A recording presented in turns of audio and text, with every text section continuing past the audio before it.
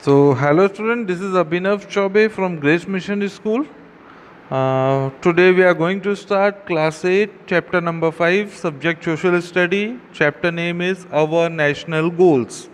So, let's begin. So, part A, achievement of national goals. So, what are national goals? मैं पढ़ता हूँ. As a man makes effort to achieve certain goals has set in life, likewise the country also has some goals, and to achieve these the country has to perform. The progress and prosperity of a country lies in achieving these national goals. The government enact laws to achieve these national goals to make administration perfect and strong. India is a democratic country and our national goals are democracy, secularism, national unity, freedom, equality, social harmony and international peace and cooperation. तो मैं इस point को clear कर देता हूँ। जैसे कि किसी ह्यूमन के कुछ एम होते हैं, ठीक वैसे जैसे आपका कुछ एम होता है ना, जिसके लिए आप बहुत ज़्यादा सेक्रीफाइस देते हो, पढ़ते लिखते हो, मतलब किसी भी चीज़, हर चीज़ का कुछ ना कुछ एम होता है। जैसे आपका एम होता है, ठीक उसी टाइप का हर एक कंट्री का कुछ ना कुछ एम होता है ना। और उसी एम के थ्रू वो कंट्री के लोग या कंट्री के जो रिप्रेजेंटेटिव्स होते हैं वो काम करते हैं। तो किसी भी कंट्री को आगे बढ़ाने के लिए ये सब गोल्स बहुत ज़रूरी होते हैं। गोल्स इन द सेंस मतलब जो भी एम होते हैं, जो भी एंटिक्स होते हैं, तो यही जो नेशनल गोल्स होते हैं, इनको अचीव करने के लिए गवर्नमेंट ने कुछ लॉज बनाए, कुछ कानून बनाती है। तो ये जो कानून होते हैं ये एडमिनिस्ट्रेटिव व्यवस्थाओं को बहुत ज़्यादा मजबूत कर देते हैं। आप सभी को पता है इंडिया एक डेमोक्रेटिक कंट्री है। डेमोक्रेटिक मतलब एक लोकतांत्रिक कंट्री है। लोकतांत्रिक मतलब जहाँ पे लोकतंत्र है, मतलब लोगों की सहमति से ही सरकारें बनती हैं और सरकार जो होती है वो लोगों के लिए ही काम करती है। तो इंडिया एक डेमोक्रेटिक कंट्री है। और हमारे नेशनल गोल्स क्या क्या है? Democracy, secularism, national unity, freedom, equality, social harmony and international peace and cooperation. इसका मीनिंग आगे मैं पार्ट में बताऊंगा। तो नेक्स्ट टॉपिक है डेमोक्रेसी। Democracy actually means every citizen should have equal right and freedom. All the sections of the society should get equal opportunity to make progress without any discrimination. In a democratic system, it is the people who play key role. It is the duty of citizen to elect an ideal government. Every citizen should be aware of his duties so that government can work in the interest of people. Democracy is that form of government in which people directly or indirectly choose government. It means यहाँ पे लिखा हुआ है democracy का actual means होता है कि लोकतंत्र का एक्चुअल मीन ये होता है डेमोक्रेसी का कि हर एक सिटीज़न, सबके पास इक्वल राइट हो फ्रीडम का, इक्वल राइट्स हो, फ्रीडम्स के लिए भी इक्वल राइट हो, मतलब सबके पास एक समान टाइप के अधिकार होना चाहिए। ये डेमोक्रेसी कहलाती है। सभी सोसाइटी, सभी सेक्शंस, सभी वर्गों के लिए, मतलब in fact general, ST, SC, OBC सभी के लिए इक्वल राइट्स होना चाहिए, इक्वल फ्रीडम होना चाहिए, बिना किसी भेदभाव के। अब यहाँ पे लिखा था in a democratic system it is the people who play key role. Democratic system में जो लोग होते हैं वो की रोल प्ले करते हैं। कैसे? It is the duty of citizens to elect an ideal government. आप सबको पता है, हम ही आप लोग एक आइडियल, एक अच्छी गवर्नमेंट चुनते हैं, और वो जो गवर्नमेंट हम चुनते हैं वो गवर्नमेंट हमारे पर्सनल इंटरेस्ट के लिए ही काम करती है। हमारे जो हम चाहेंगे गवर्नमेंट वही काम करती है। Democracy in the form of government in which people directly और indirectly elect their representative and representative. Okay, keeping in the view the people interest, make laws and govern the nation. India is a democratic country. The government is responsible to the people. Every citizen, irrespective of any religion, caste, gender or birthplace, has a right to vote and to contest election. The objective of our democratic government is public welfare, freedom, equality and fraternity. Are the main components of democracy without which democracy is inconceivable. तो इसका मतलब मैं बता देता हूँ, democracy उस तरीके को कहते हैं जिसमें जो सिटीजन्स होते हैं, नागरिक या जनता, जो डायरेक्टली या इनडायरेक्टली रूप से अपने रिप्रेजेंटेटिव को चुनती है। अपने रिप्रेजेंटेटिव मतलब अपनी सरकार को, अपने विधायक को, अपने सांसद को। और वो लोग क्या, जनहित को ध्यान में रख के अपना काम करते हैं और गवर्नमेंट को चलाते हैं। जनहित मतलब जो हमारी नीड्स हैं उसी के अकॉर्डिंग वो काम करते हैं और गवर्नमेंट को रन करते हैं। एज़ यू नो, मैं पहले ही बता चुका हूँ, इंडिया एक डेमोक्रेटिक कंट्री है और यहाँ जो गवर्नमेंट होती है वो जनता के लिए ही काम करती है।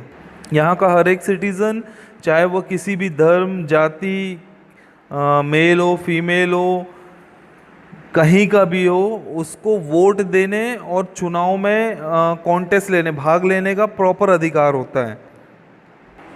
तो सेकंड टॉपिक है फ्रीडम। मैं मेन पॉइंट्स पढ़ रहा हूँ, मैंने बुक पे टिक कर रखा, आपको वीडियो पे वो टिकिंग एलिमेंट्स, टिकिंग पार्ट दिख जाएंगे, उससे आपको समझना है। यहाँ पे फ्रीडम के बारे में लिखा है, in society the meaning of freedom doesn't या does not mean free from restriction, hence true freedom accepts the proper restriction instead of improper restriction. Means society में एक्चुअल फ्रीडम का एक्चुअल मीनिंग ये नहीं है कि पूरी रिस्ट्रिक्शंस, पूरी बाउंडेशंस आपके लिए फ्री है, मतलब सब कुछ खोल दिया, आप कुछ भी कर सकते हो, कैसे भी कर सकते हो। That is not a freedom, but actually the freedom means that you are in proper restriction. आपको प्रॉपर रिस्ट्रिक्शन, प्रॉपर लॉस को फॉलो करते हुए आपको फ्रीडम मिल सकती है। ओके, तो यहाँ पे लिखा हुआ है, there are many type of freedom. It can be taken as individual freedom, civic freedom, political freedom, economic freedom, social and religious freedom. The Indian Constitution clearly states that every citizen has a right to freedom of expression, right to hold peaceful conferencing or meeting, right to form union, freedom, right to travel anywhere in India, freedom to live and also freedom to trade. तो इसका मतलब Indian constitution ने totally restrictions लगाते हुए हर एक citizens को बहुत सारे राइट्स दिए हैं, जिसमें राइट टू फ्रीडम है, राइट टू एक्सप्रेशन है, right to hold peaceful conference और मीटिंग है, जो सभा करते हैं, कॉन्फ्रेंस करते हैं, मीटिंग करते हैं। Then right to form union, freedom to travel anywhere in India, मतलब आप इंडिया में फ्रीडम हो, फ्री है टोटल कि आप कहीं भी यहाँ से वहाँ जा सकते हैं, आप फ्री हैं। देन फ्रीडम टू लाइफ मतलब रहने की आज़ादी है, and also freedom to trade means व्यापार करने की आज़ादी है। तो that is the freedom given by Indian constitution and it is also our national goal. Next topic है इक्वालिटी। इक्वालिटी में मैं आपको समझा देता हूँ, छोटे छोटे टॉपिक्स हैं, आप अपने आप से पढ़ सकते हैं। इक्वालिटी को हिंदी में बोलते हैं समानता। तो सिटीजन्स के लिए स्टेट गवर्नमेंट के द्वारा, मतलब इक्वालिटी, वॉट एवर जो भी लॉज बनते हैं या जो भी कंडीशंस है, सब में इक्वली होना चाहिए सभी सिटीजन्स के लिए। हर एक सिटीज़न इंडिया का, वेदर ये किसी भी जाति का हो, किसी भी कास्ट का हो, है ना, वेदर मेल हो, फीमेल हो, ट्रांसजेंडर हो, उसका जन्म स्थान कहीं का भी हो, सबके लिए इंडिया का लॉ इक्वली है। That is called equality. अब इक्वालिटी के टाइप्स ऑफ इक्वालिटी 3 टाइप्स की हैं, social equality, political equality and economic equality. Then उसके नीचे इंपॉर्टेंस ऑफ इक्वालिटी भी लिखा है। फर्स्ट है discrimination and when there is equality, equality is necessary to safeguard freedom, equality is important for overall development of citizen, equality is also necessary for free and fair justice. okay, तो that is equality. next topic है justice. justice का मतलब आप सबको पता है, न्याय, है ना। जब आप ये पढ़ेंगे क्लियर हो जाएगा, मैं इसका PDF भी डालूंगा और अच्छे से क्लियर होगा। देन नेक्स्ट पार्ट है सेक्युलरिज्म। सेक्युलरिज्म का मतलब मैं बता देता हूँ। सेक्युलरिज्म का मतलब होता है धर्म निरपेक्षता। धर्म निरपेक्षता मतलब जैसे कि कॉन्स्टिट्यूशन ऑफ इंडिया, कॉन्स्टिट्यूशन में लिखा हुआ ये मेंशन है कि इंडिया में सभी के पास राइट टू रिलीजन है, मतलब किसी भी अपने धर्म का प्रचार कर सकता है या कुछ भी कर सकता है ना। तो ये होता है सेक्युलरिज्म। मतलब इंडिया बहुत सारे डिफरेंट कास्ट यहाँ पे रहती है, डिफरेंट लैंग्वेजेस बोली जाती है, डिफरेंट टाइप ऑफ पीपल्स रहते हैं, है ना। इन सब के बीच में मैंने आपको इस चैप्टर के पहले बताया था unity in diversity, same condition ये सेक्युलरिज्म में भी है। सेक्युलरिज्म के अंडर ये होता है कि किसी भी धर्म और किसी भी कास्ट में किसी भी टाइप का डिवाइजेशन, किसी भी टाइप का कोई भेदभाव नहीं होता है, that is called secularism. Then इसमें फॉर एग्जांपल मैं बता देता हूँ, जैसे पाकिस्तान पाकिस्तान एक मुस्लिम कंट्री है और पाकिस्तान की गवर्नमेंट ने खुद ही अनाउंस किया है कि Pakistan is a Muslim country. लेकिन इंडिया के लिए ऐसा नहीं है, इंडिया ना तो मुस्लिम कंट्री है ना हिंदू कंट्री है। एक्चुअल पे इंडिया एक सेक्युलरिज्म कंट्री है, यहाँ डिफरेंट कास्ट डिफरेंट वैरायटीज़ के पीपल रहते हैं। Okay, then international peace and cooperation, इसके बारे में लिखा हुआ है, our national goal is international peace and cooperation. India adopted the principle of Panchsheel, non-alignment and disarmament to achieve this goal. Pandit Jawaharlal Nehru said, "We want peace in the world, and if we could do something for peace, we must make our best efforts." हमारा जो national गोल है क्या है कि international मतलब अंतर्राष्ट्रीय पूरे world में पीस और कोऑपरेशन हो, शांति हो, समझौते हो। और इंडिया ने प्रिंसिपल ऑफ पंचशील पे साइन किया है, नॉन अलाइनमेंट एंड डिसआर्मामेंट में भी साइन किया है। काय के लिए कि विश्व शांति के लिए पूरा देश आगे बढ़े, इसीलिए। फर्स्ट है देखो non aligned movement. Non aligned movement में ये लिखा है, to remain uninvolved in international arm alignments and power lobbies and to follow independent foreign policy and have independent opinion on the international issues is called non-aligned movement। मैं simple terms में बता देता हूँ non aligned movement क्या है actual पे। किसी भी कंट्री को के आर्मी को गैदर नहीं करना चाहिए, मतलब कुल मिला के पूरे वर्ल्ड में अगर शांति चाहिए, पूरे वर्ल्ड में अगर पीस चाहिए, उसके लिए नॉन अलाइंड होना बहुत ज़रूरी है। मतलब किसी का झगड़ा हो तो वहाँ पे टोटल जाके कोऑपरेट करना है आपको, कि कभी भी किसी प्रकार की रिस्ट्रिक्शन ना फैले, है ना। टोटली फॉरेन पॉलिसी जैसे इंटरनेशनल पीस एंड कोऑपरेशन पे कुछ सिग्नेचर्स होते हैं सभी कंट्रीज़ के लोगों के साथ कि आप किसी भी गलत काम पे सहयोग नहीं करेंगे, किसी भी टेररिज्म अटैक, किसी भी आर्म अटैक, है ना। तो इन सब के लिए इंटरनेशनल पीस एंड कोऑपरेशन बनाया गया है। दैट इज़, आप ये पढ़ोगे आपको समझ में आ जाएगा, दैट इज़ इंटरनेशनल इश्यूज़ पे कोऑपरेशन होना ज़रूरी है। ये नॉन अलाइंड मूवमेंट है। इसके बाद डिसआर्मामेंट है। डिसआर्मामेंट का मतलब होता है, डिसआर्मामेंट का मतलब ये है कि मतलब आर्मामेंट का मतलब होता है हथियार, शस्त्र, है ना। डिस मतलब सभी कंट्रीज, आपको पता है सभी कंट्री अपनी सुरक्षा के लिए इस समय different type of atomic armaments बना रही है, बहुत सारे एटॉमिक हथियार बना रही है पूरी कंट्रीज, है ना। और अपने बजट, जितना बजट पूरी कंट्री का होता है उससे कहीं ज़्यादा बजट वो इन सब कामों में इन्वेस्ट करते हैं, इन सब कामों में पैसे लगाते हैं।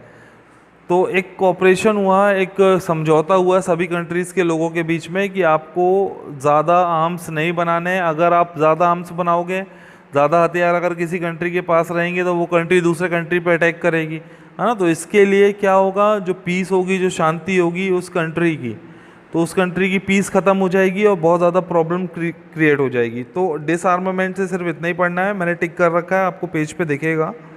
ओके, इस पे page number 44, part B, democracy and citizen.